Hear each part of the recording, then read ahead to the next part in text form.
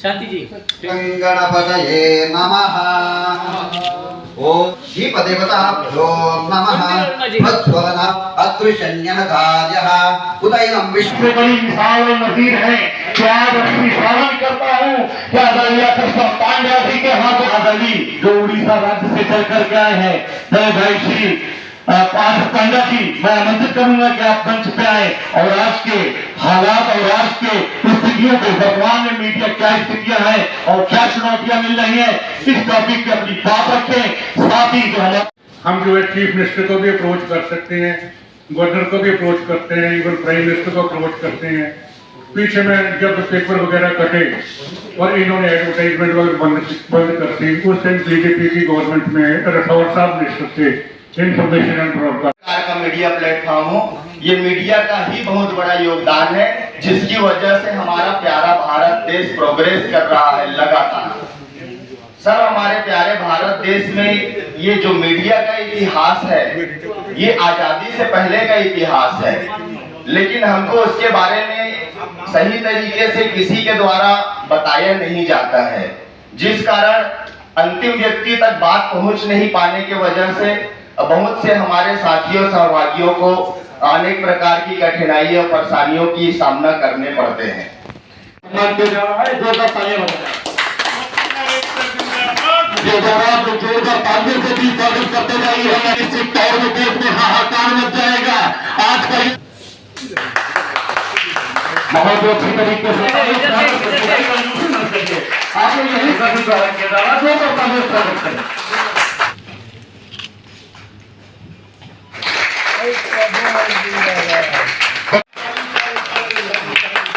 आदरणीय professor BK साहब का कि आप आए। press, circulating manager, circulations or everything, all involves the cost. Supplying the printed form and reaching to the people till there, this is the cost from supply side. I don't know how many of you are saying, perhaps this is one of the major challenges of the small and medium newspapers press in India. You see, your number is 95 plus as far as small and medium newspapers are concerned in India.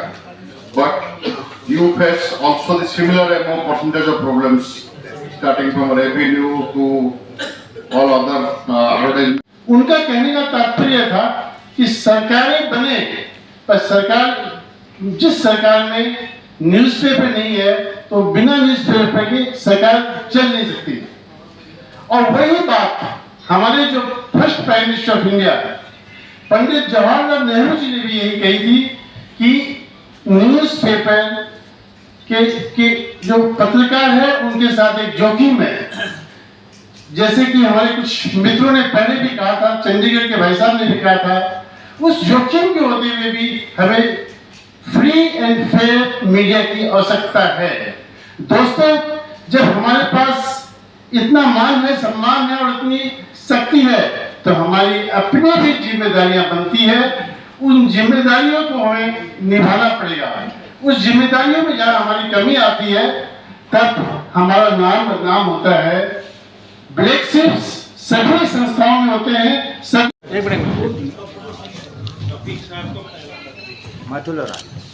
शांति गौतम जी प्रदीप ग्रामीण पत्रकारिता के क्षेत्र में अपना ग्रामीण पत्रकारिता प्रवेश में उनको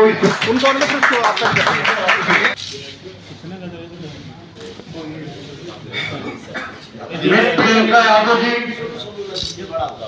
संजय मिश्रा जी, यही पर संजय मिश्रा फोटो खराब मिस्टर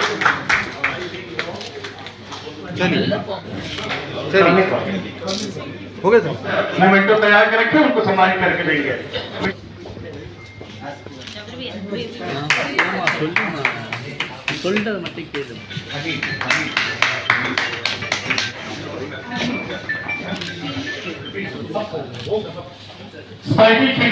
उत्तर प्रदेश की धरती से चल के आए और आते हैं तो जरूर इसकी जो है इसको कामयाब हो गया। सुशील शर्मा जी,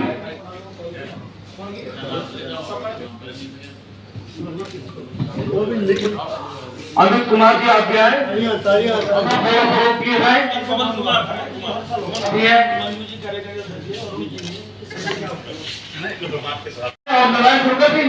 सर्टिफिकेट हो, थोड़ा सा भीड़ कम करें, थोड़ा सा सभी का होगा, सबको सर्टिफिकेट।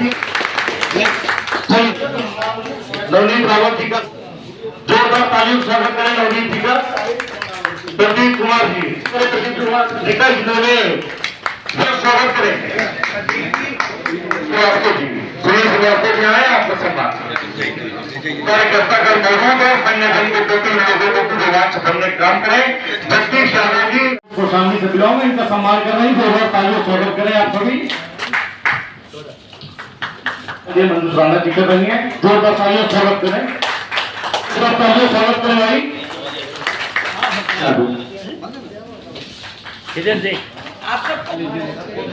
जोरदार तालियां हो जाए, स्वागत विक्रम में तालियां नहीं बंद होनी चाहिए।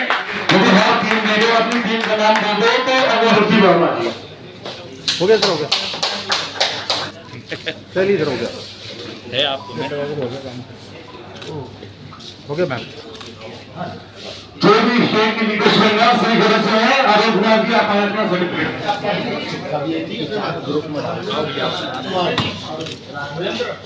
चलिए सर, चलिए, किसी को सुनाई नहीं दिया। करना है, हर राज्य में जाना है, डरना नहीं है। जो संघर्ष करेंगे, सच्चाई पे चलेगा, वो पत्रकार हमेशा आगे बढ़ेगा। तो सरकार को लिखे, पब्लिक से जुड़िए आप, पब्लिक जनता से नहीं जुड़ेंगे जब तक अपनी बहुमत हासिल नहीं होगी। आता है तो फूल तोड़ता है, उसके पंकज जी का सीजन भी है लोग, और उड़ीसा से किसी क्रम में है नहीं, वो हमको सारे इसके साथ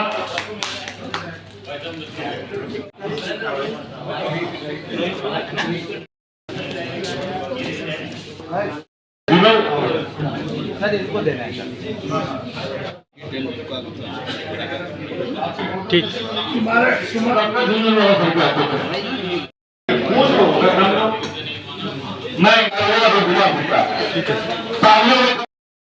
उड़ीसा में सब लोग मुझे जानते हैं, जो उड़ीसा का 30 साल से जो उड़ीसा चला रहे हैं, सब मुझे जानते हैं, व्यक्तिगत रूप से जानते हैं। तो मेरा टाइम बहुत कीमती है, मैंने बोला ये नहीं होना चाहिए। दिल्ली क्या, मैं यहाँ बैठ के अमेरिका में भी कल संगठन खड़ा कर सकता हूँ, क्योंकि मैं 50 साल का संगठन का आदमी हूँ। मैं 50 साल का कुछ गिलेगी।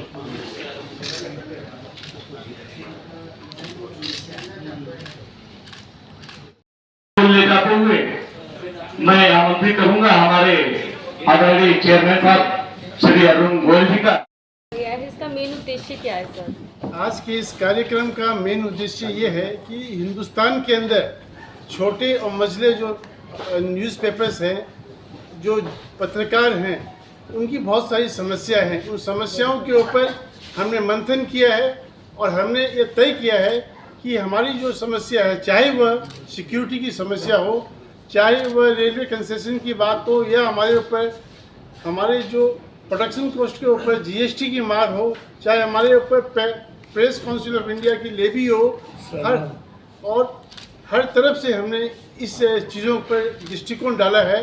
तथा ये भी तय किया है कि हिंदुस्तान के अंदर, पूरे राष्ट्र के अंदर जो पत्रकार को सहयोग के में सम्मान राशि दी जाती है, वह एक बराबर हो, पत्रकार की सुरक्षा की व्यवस्था हो, पत्रकार के लिए एजुकेशन के लिए, उनके बच्चों के एजुकेशन के लिए बैंक से प्रायोरिटी में लोन मिला जाए, उनको लोन दिया जाए ताकि उनके बच्चे भी पढ़ सकें। इसके अलावा हमने ये भी मांग की है सरकार से कि जो पत्रकार है, जो यंग पत्रकार हैं, जैसे कि आप, उनको हर साल प्रेस टूर में लेके जाया जाए ताकि उनकी जो खुद की बुद्धिता है, उनकी जो खुद का जो आत्मचिंतन है, नॉलेज है, उसके अंदर भी अपग्रेडेशन किया जा सकता है। ये क्या आप आरएनआई जिनका है उनके लिए कर रहे हैं या फिर सभी जो आजकल यूट्यूब चला रहे हैं उनके लिए भी है? हमारा संगठन जो अखबार वाले हैं, डेली पेपर, वीकली, मंथली तथा यूट्यूबर सभी का है। पर इसके साथ हमने ये भी आज अपने सम्मेलन के अंदर बात रखी है कि हमें खुद स्वयं में चिंतनशील होना है और कोई ऑनेस्टी एक्यूरेसी के साथ हर पत्रकार को अपना कार्य करना चाहिए। ये बात भी हमने बहुत जोर से रखी है। अभी 16 नवंबर को हम बम्बई में फिर मिलेंगे, जहाँ पर हमारे पदाधिकारी का इलेक्शंस होगा और उसके बाद इस संगठन को पूरे हिंदुस्तान के अंदर फैलाने का कार्य भी किया जाएगा। हमारी जो संगठन की जो फाउंडर है उनके दिशा निर्देश, पुष्पा पांडे जी के दिशा निर्देश में सभी सारे कार्यक्रम किए जाएंगे। हाँ, आपका जो हमारी ये फेडरेशन है इसकी अभी सरकार से हमारी क्या क्या मांगे हैं? मांगे अभी मैंने बताई ना आपको, ये सारी हमारी मांगे है सरकार से। जिस तरह से का जो प्रॉब्लम है, जो अभी नया ये निकाला है ऑनलाइन करने का, उसमें बहुत डिफिकल्टी आ रही है।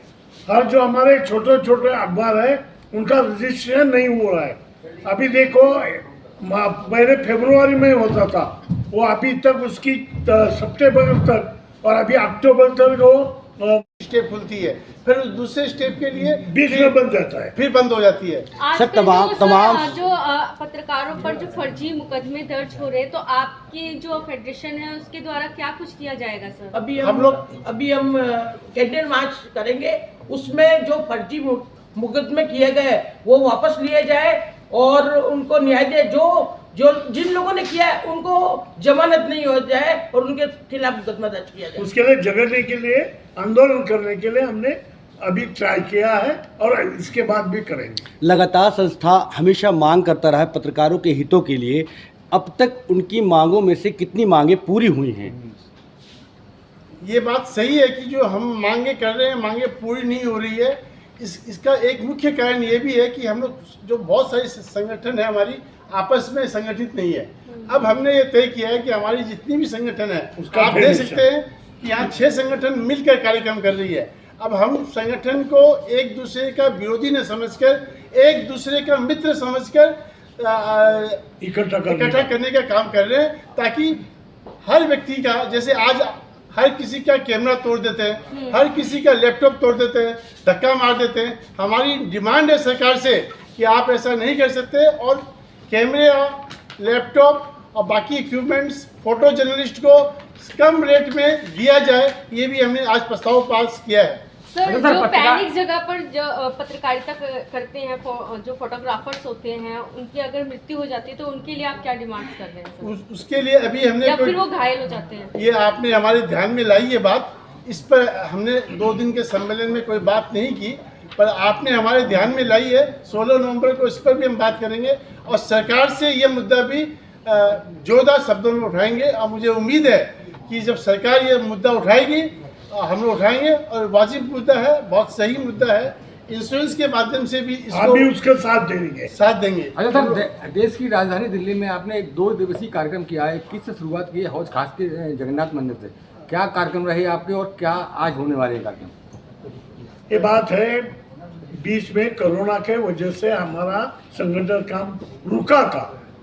वैसे तो उसके पहले ये संगठन काम अच्छा हुआ था, लेकिन वो कोरोना का वजह से थोड़ा सा होना, हम तो थोड़ा बुजुर्ग हैं, नए लोग आए, नए लोगों को इकट्ठा करके अब हमने स्टार्ट किया है। नहीं, हम कल 21 तारीख की और आज 22 तारीख के कार्यक्रम की बात कर रहे हैं। क्या कार्यक्रम रहे आपके जगन्नाथ मंदिर में और आज क्या कार्यक्रम होने वाले हैं आपके? बताइए ना आपको। जो 2 दिन के कार्यक्रम का पूरा जिस्ट मैंने आपको दिया। हमारी एनुअल जनरल मीटिंग हुई, हमने इनॉग्रेशंस हुआ, हमने इलेक्शन ऑफिसर डिक्लेयर कर दिया है।